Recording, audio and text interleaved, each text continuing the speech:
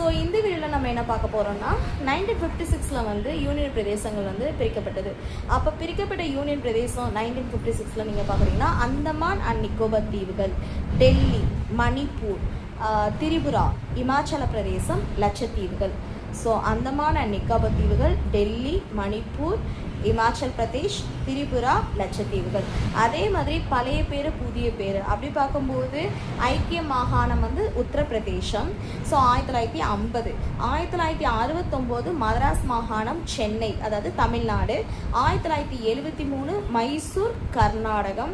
1995 Bombay Mumbai.